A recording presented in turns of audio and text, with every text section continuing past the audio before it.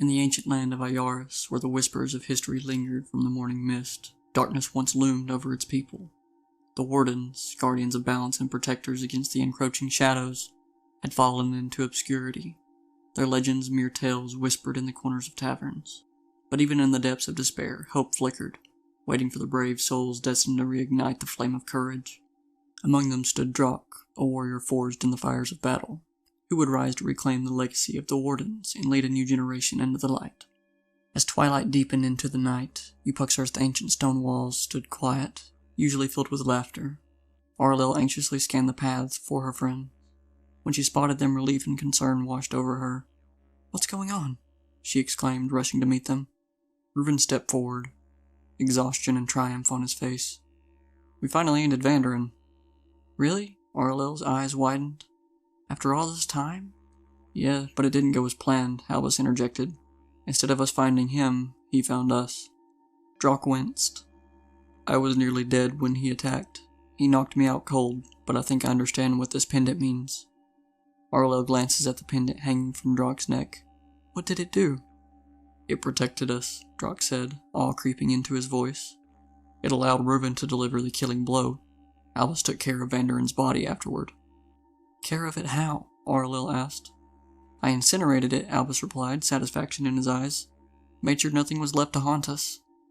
"Was that really necessary?" Arlil raised an eyebrow. "Absolutely," Albus said, crossing his arms. "We couldn't risk him returning." "Who's this?" Arlo pointed to the unfamiliar figure. "You just pick him up?" "He fell off a roof during the fight," Reuven said, amusement in his tone. "He seemed harmless, so we brought him along."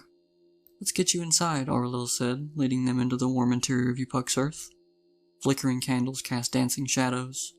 "You'll need to tell me more about that pendant later. For now, you need to rest." Mors busied himself with his hand crossbows. "Gotta give them a touch-up before the next fight." "Can we get him some glasses or something?" Reuven pointed at their new companion. "We can't have him falling off any more roofs." Arlil laughed softly.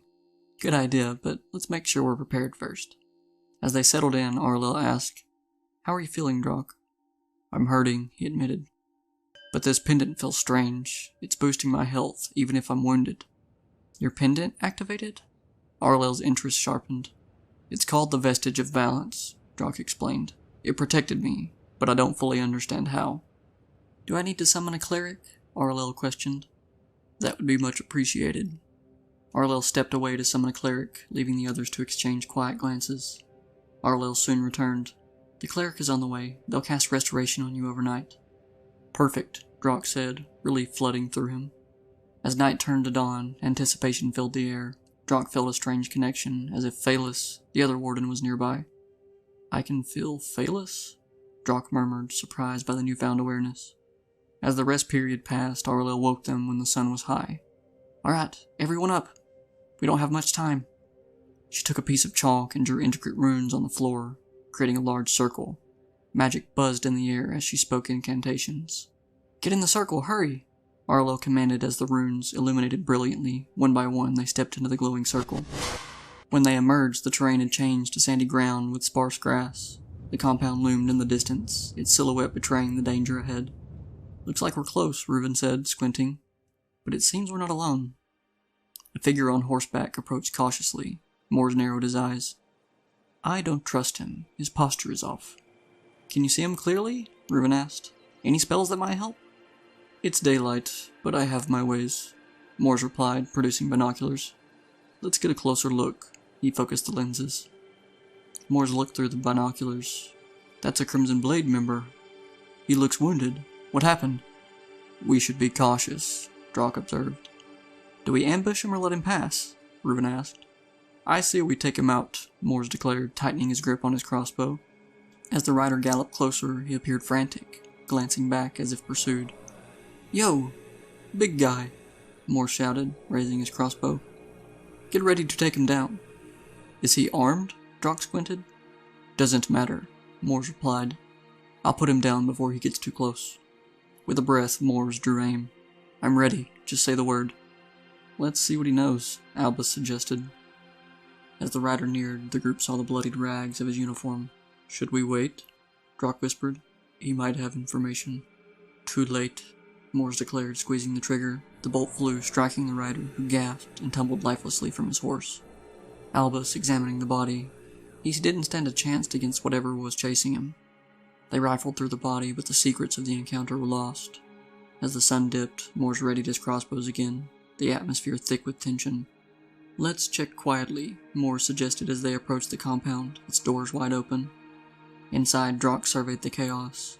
"We need to find Artemis," he urged. "Stay alert," Morse cautioned, entering closely behind him. "Let's search the area," Morse suggested, voice low.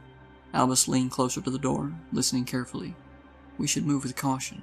Drock nodded, steeling himself. "Let's move in together. We need to find Artemis and figure out our next steps." He pushed the door wider and stepped inside, determined to uncover the truth. The kitchen was grim. Bodies lay strewn about, remnants of violence. "Remember when Albus and I were last here?" Drock said quietly. Drock approached a slightly ajar door leading to Artemis' quarters. "Artemis," he called, worry creeping into his tone. He pushed the door, but it resisted. Gathering strength, he forced it open just enough to peek inside. "Artemis!" Drock shouted again. Inside was a disordered scene, more signs of struggle. Drock closed his eyes. "Artemis, are you alive? We're here to help." He called out mentally, hoping for a response. Silence filled the air. No response. "I'll have to force this door open." Drock braced himself against the door, pushing against the weight of a body blocking it. He grunted, using all of his strength to shove the door open. Inside, dim light revealed 3 more bodies among the 10 or 12 he had seen. Near the bed, a familiar figure lay face down in half-plate armor, seemingly reaching under the bed. Drock turned the body over, heart sinking as he recognized Artemis, lifeless and bloodied. "No, Artemis," he exclaimed, kneeling beside his fallen friend. He spotted a long wooden box beneath the bed. "What is this?" he muttered, pulling it out. Opening the box revealed a beautifully crafted sword, its hilt adorned with intricate runes and a letter atop it. Drock read out loud. "If you're reading this, the inevitable has happened. I commissioned this sword for you. In my absence, you are the leader of the Wardens. Take this weapon and use it to enact our values in the world." As Drock absorbed the weight of the message, Morse began exploring the surrounding rooms. "I'll clear this place out," he said, heading to the next room. Feeling sorrow and resolve, Drock tucked the letter back in the box and slid it back under the bed. He equipped the new sword, admiring its craftsmanship. "Let's hope we can make something of this," he muttered. Returning to the main area, Drock called out, "Albus, I have some bad news." Albus emerged, serious. "What is it?" "Artemis is dead. He fought bravely, but it was too much." Drock gestured at the scene. Albus's face fell. "We need to regroup and plan our next steps." "Agreed," Drock replied, the weight of their mission heavy. "Let's secure the compound first." Drock took a deep breath, gathering his thoughts. "I need a favor from you, Reuven," he said, his voice steady. "There's a woman and a small child here. I need you to find them. Check the basement in Artemis' quarters. There should be a trap door under a carpet. Morse, continue clearing the rooms on this level. Albus, you're with me. We have an old friend to say goodbye to." As they organized tasks, Phelis stood by, watching the bodies being dragged out. "Let me know what you find," Drock instructed, turning to Albus. "We'll give him a proper send-off." Once they had the remains situated, Albus ignited the funeral pyre. "Are you taking anything off of him?" Albus asked. "No, we'll leave him with his armor," Drock replied. Meanwhile, Reuven opened the trapdoor in Artemis' quarters, noticing movement. An adult foot and a tiny head peeked out from behind a shelf. "I'm not here to harm you," Reuven called softly. A woman and child emerged, anxious yet relieved. "He told us to hide down here," she explained. "What were you doing here?" Reuven asked gently. "My husband died in a previous encounter," she admitted. "We came for safety. Artemis said he would take care of us." "Artemis didn't make it," Reuven said gently. "But come with me, we can reunite with the others." The woman nodded, taking the child's hand as they followed Reuven up the stairs. They emerged into the main foyer where Drock and Albus were finishing the funeral preparations. "I found them," Reuven announced. Recognition dawned on the woman's face as she looked at Drock. You killed them." "Yes, I did," Drock replied sincerely. "But I promise I will look after you and your daughter now. You're safe here." She nodded, her eyes glistening with unshed tears. "Thank you." "Phelis," Drock continued, looking back toward the doorway. He'll help watch over you. As Phelis entered, Drock gestured for him to approach. This is the woman and child under Artemis' protection. They will need your help. Of course, Phelis said, stepping forward. I'll make sure you both feel safe here. Drock turned back to the woman. For now, you can stay here. We'll figure out our next steps together. It's better than being alone. With the situation stabilized, Drock, Albus, and the others discussed their plans moving forward. The weight of their loss hung heavy, but they knew they had to push on for the fallen and those still needing protection.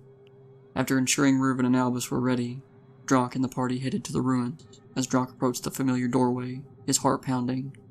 Alright, watch the main chamber door. I'll handle what's inside, he said.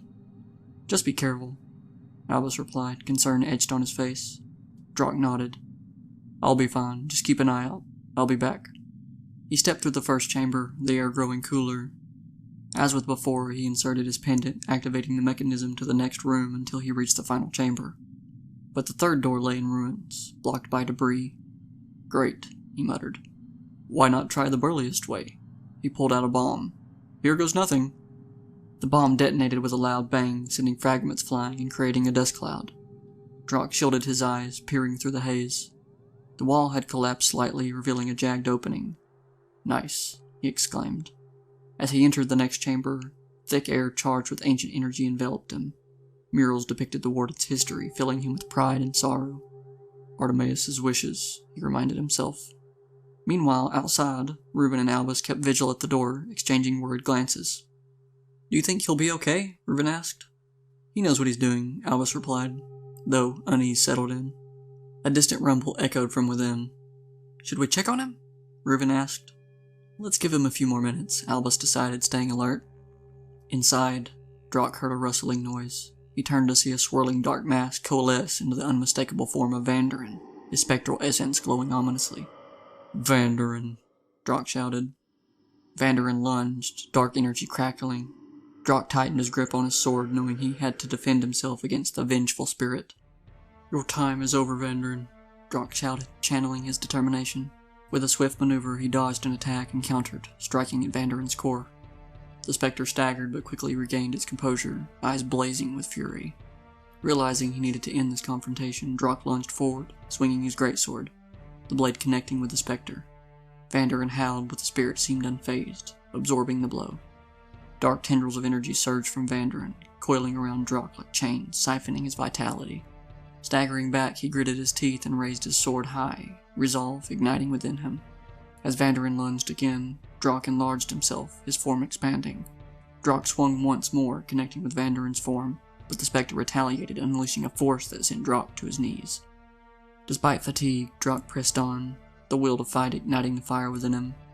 Summoning every ounce of strength, Drock struck again, but Vandarin surged forward, enveloping Drock in shadow.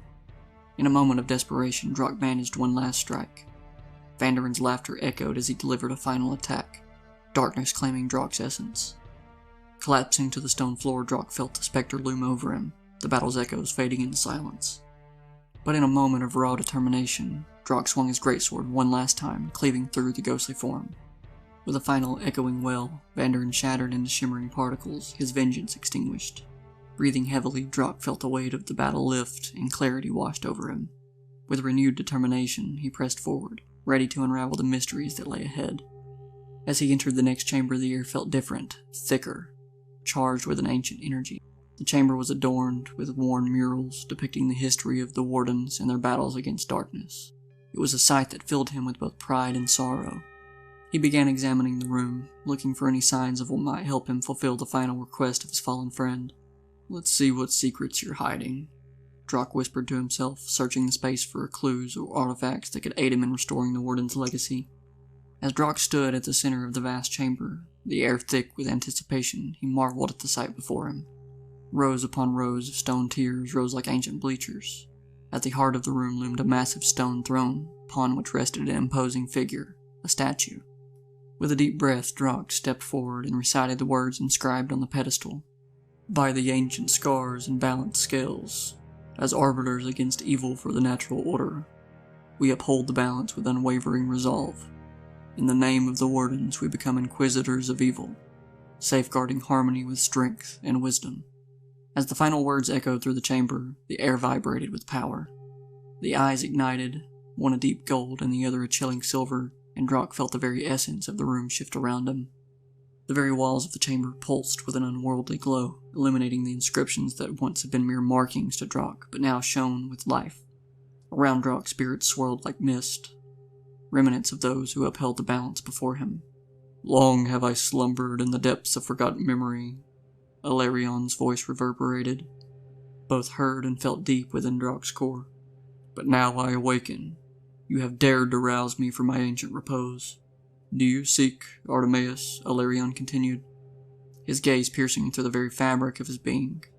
The spirits around them hushed, waiting for a response. Drock nodded, his heart racing with the weight of destiny. As if in answer, a familiar spirit emerged from the ranks, a figure of quiet strength and resolve. Artemis, his visage radiant, met Drock's eyes with a knowing look. An unspoken bond forged through their shared struggles. "By enduring the trials set before you, you and your fellow wardens have bound yourselves to the oath of the wardens," Ilarion declared, his voice rising. "This is no mere duty. It is an eternal bond, a sacred vow to uphold the balance against the encroaching darkness. Your friends may join us for this very occasion." The chamber trembled, echoing the weight of Ilarion's words. "Now, the path diverges before you. You have a choice: nurture the warden's legacy here, or continue your journey, appointing a successor to train the wardens. What will it be?" Ilarion's voice resonated, echoing through the very fabric of the chamber. Drock felt the gravity of the decision. Whispers of spirits filled the air, intertwining hopes and fears. He exchanged glances with Albus and Reuven as they stepped forward, each grappling with the implications. "I've decided," Drock began, turning to Reuven. "This fight is crucial. It's your responsibility to train Albus."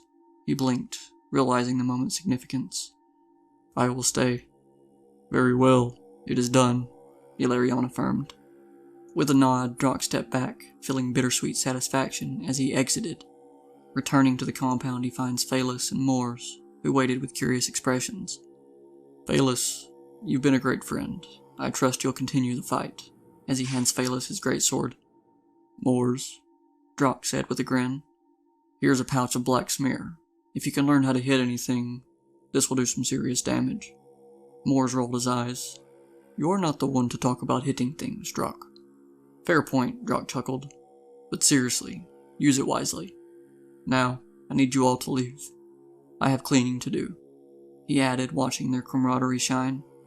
"Oh, and don't let Reuven forget to feed Roach." With laughter trailing behind them, Drock prepared for the next chapter of his life. "Good luck. If you need anything, you know where to find me." As he walked away, Reuven called out, "Wait, can I slap you before we leave?" Drock chuckled, feeling the warmth of their friendship. In the vibrant realm of Ioris, whispers of resurgence began to weave through the air like a rising tide.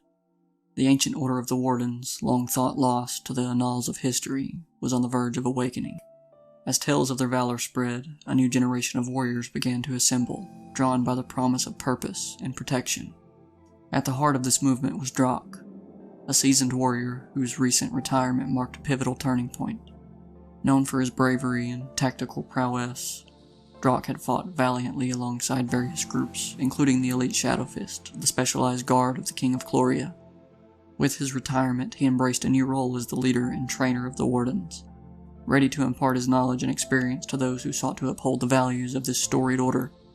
The first to seek Drock's training was Lydia of the Shadow Fists, a fierce and agile fighter. Lydia had earned her reputation as a skilled infiltrator and protector.